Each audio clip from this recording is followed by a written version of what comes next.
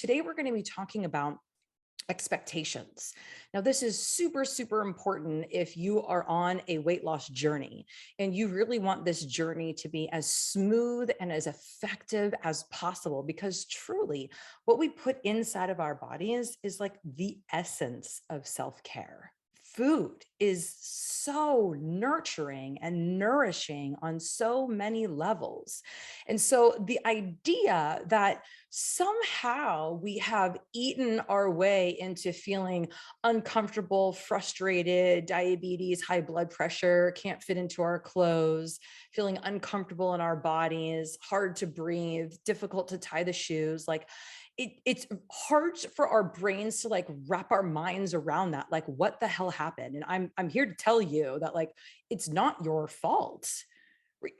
This didn't. There's nothing that you did wrong. In essence, there's nothing wrong about you that created this kind of experience.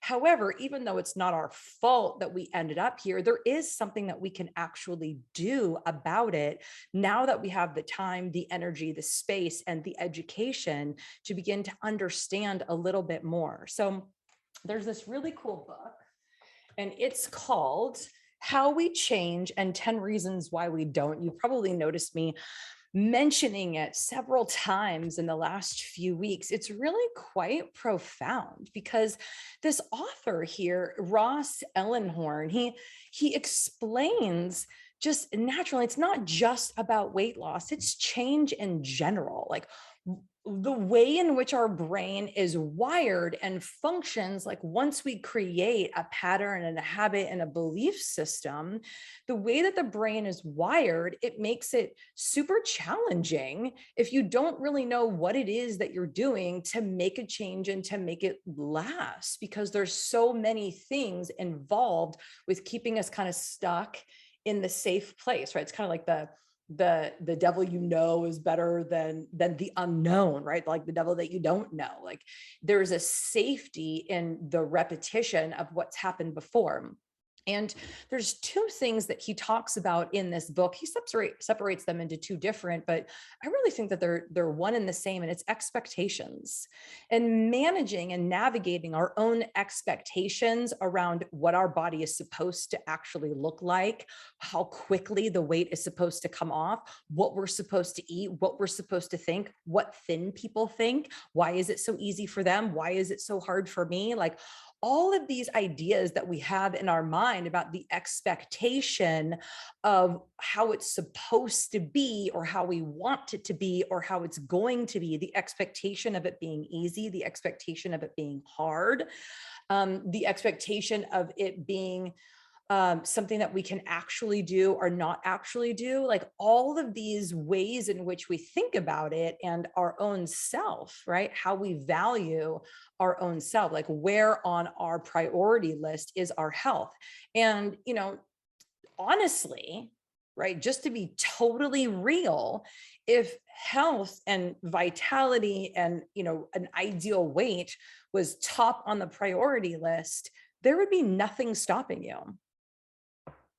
Literally, there would be nothing stopping you, right? Like whatever is at the top of your priority list, you figure out a way to make it happen, right? It's a top priority. Now, whether that's family, whether that's income, whether that's job, whether that's a safe place for your kids, whether it's the love, whether it's caring for other people, like whether it's God and the church and whatever is the top of your priority list, like in the top 5, those things take precedent over anything else.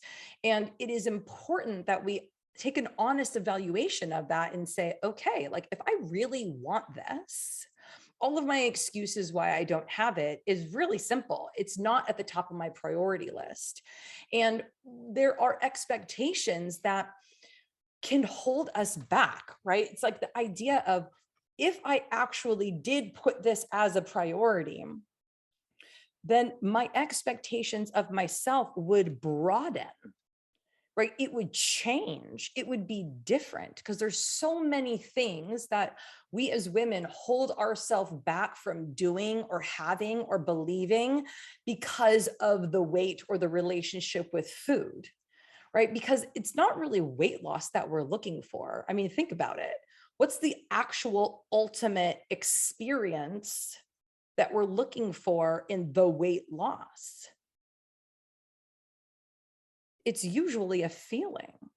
I want to feel better. I want to have more energy. I want to have nice thoughts when I look in the mirror. I want my pants to fit. I want to feel good when I go places. I want to be able to shop and buy the clothes that I want to, that feel good on my body, right? I don't want to be stuck thinking about what other people are thinking about my body. There's so many things that come along with that are like attached to the weight loss that if we really put that as a priority and began to realize our own self-efficacy and our health and our vitality and put that as a priority list, it opens us up to more expectations of ourselves. Like it's okay. Like if that wasn't an issue anymore, like something that I've been thinking about and obsessed with and frustrated with and yo-yo dieting and all this stuff for years or even decades, then what more could I do? What more could I accomplish? And so the expectations of ourselves begin to expand. And the fear of like, well, what if I go back? Like now that I've experienced some peace of mind, now that I've experienced some freedom, now that I know what it's like to actually live in a body that's healthy and vibrant and alive, right? That feels good, that is at the weight that I want it to be at. What then? What now? Right? Because it opens up so much more energy and time and space. And so the fear of losing that, or the fear of what's next, that expectation of ourselves can be a reason to like not want to take the next step, right? Because we can, or it's like so just part of the mind. It goes like boop, all the way out to the end, and then we go, I don't want to do it. Like it's too much. It's too much. And then the other thing is the expectations or others' expectations of us, right? Other people look at us and they go, okay, well, if you can do that, then you can also do this, this, and this. I mean, it's the same like with my son. He's 12. And so there's a lot more that he can do now that he's older. Not only can he take out the recycling and the garbage, but he can help with the dishes. He can help with the dog. He can go on a walk with the dog by himself. He can feed the dog. He can get his own ice water for going to basketball practice. There's so many more things. And the more that he does, the more I expect from him. And the more that he does well, the more that I expect from him. And sometimes if we have not mentally and emotionally grown to meet those expectations and fill ourselves up with the idea that like, yes, I have actually changed to meet those expectations. And now I can actually hold more. I can handle more. I can do more. I can be more. And we haven't like caught up with ourselves in that way, just losing the weight is not enough. I've learned that I've had to become a different person, the kind of person that can handle more, which is a good thing. It's totally a good thing. And it can be super scary, right? Because like, what's actually the first step? Because we can't skip steps. We can't jump all the way to, him being 20, whatever, and like having all of these expectations. It's little by little by little by little. And you know what? It's not linear and we're not perfect. So sometimes it's like we can do and handle more, and sometimes we can't, right? Sometimes my expectation of my son exceeds his ability on any given day. Same with ourselves, right? But we're so much harder on ourselves than we ever would be on anybody else. So we figure, well, I had a good day yesterday, good day, right? I was a good girl. I did things that I knew were right for myself. And so today I should be able to do more. And sometimes you just can't. Right? Sometimes you just can't. Anyone who's ever done any kind of like physical exercise, whether it's, yoga or weight training or anything where it's like you keep pushing yourself to the next level, you'll know that there are times that your body is not doing it. Right? You are tapped out. And sometimes there's a reason and you can track it back to something you ate or, sleep or emotions or whatever. And sometimes you can't. Sometimes the body just needs a break. Sometimes you can go hard for days at a time. And sometimes you got to rest for days at a time. A real expectation of ourselves that it's gonna be a windy, bumpy road. And as long as we're pointed in the right direction, then the momentum is going to pick up and we're going to be able to deal with whatever bumps come up. But if we're not even going in the right direction, we just want to go fast, we just want the weight off really quick, we're going to do some kind of crazy diet, some restrictive things, some cleanse, some surgery, some whatever it is, then it's like we might be going in the opposite direction of where we want to go, but going really fast. And then we wonder like, oh my God, I haven't caught, like mentally and emotionally and spiritually, I haven't caught up with myself and I don't know how to deal with the bumps in the road.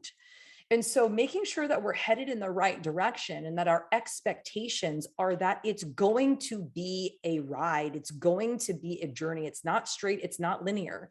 Sometimes even when we're doing the exact right thing that we're supposed to, sometimes we gain a few pounds. Right? The body isn't just fat. It's like a whole bunch of other things. There's a million reasons why the number on the scale would vary. And sometimes we're like, eating crazy out all the time and we lose a couple pounds and it's like, oh my God, well, how does this even make sense? But that's not the point, right? The point is, are we headed in the right direction? Are our expectations of ourself realistic? Are we able to handle and navigate and set boundaries for the expectations that others have for us? This is a real thing. And this is one of the reasons why it's so valuable to have a community like this to help us and support us and remind us that we are not alone and to help us guide along the way and make sure that we're going in the right direction, that we're faced in the right direction so that as we pick up momentum, we're actually going where we want to go. All right, that was amazing, ladies. It's hard for me to give you everything in just like a 15-minute blurb once a week. So I'm hosting a 2-day, we're going to get together for about 2 hours, 2 days in a row, Wednesday and Thursday of next week. There will be replays as long as you register for the event. So get the information. If it sounds like this is for you, then register. It's totally free. So I really want you to be there so that I can give you the next best step and make sure that you are focused in the right direction, that your expectations of yourself and of others are set properly so that you can confidently take that next step. All right. I love you so much. I hope you're having a great day. We'll talk soon. Bye.